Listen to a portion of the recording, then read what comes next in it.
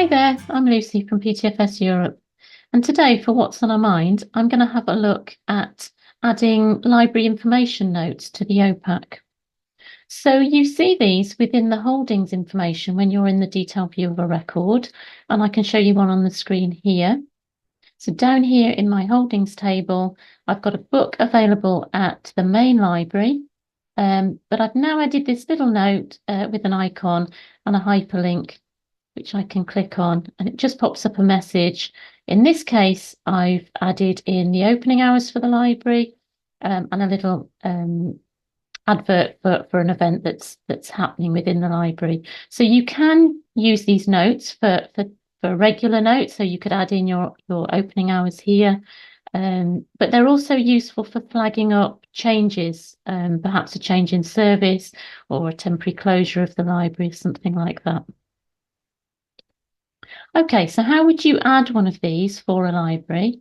I'm going to go across to Staff Interface here. And I'm going to go back to my home screen.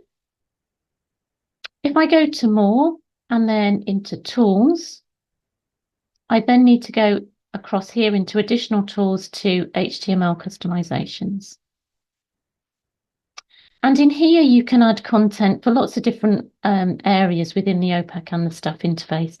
In this case, I want to use the OPAC library info type of entry.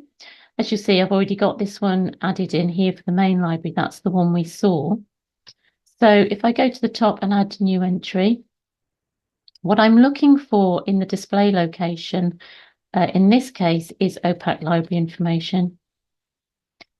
And I need to set it for a particular library. So I'm going to choose the green library this time. I'm going to give it a publication date of today.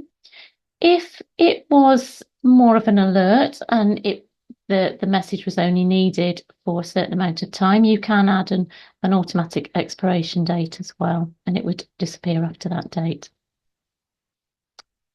I'm just going to give a title down here. I'm adding this into the default screen. You can see I've got some other language alternatives here, but I'm adding it in the default, which means it would show across all translations or all languages. And I'm just going to pull across a little bit of text into my text box here.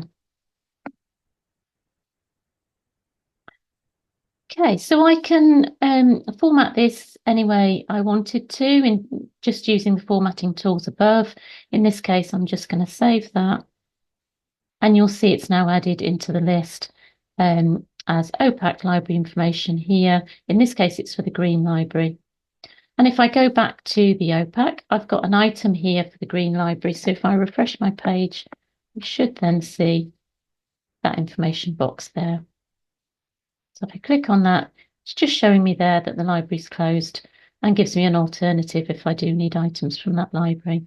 So as I said, you can use this for temporary alerts such as this, or more permanently for your opening hours and more permanent information, perhaps access details, that kind of thing for the library. Okay, hope you found that useful.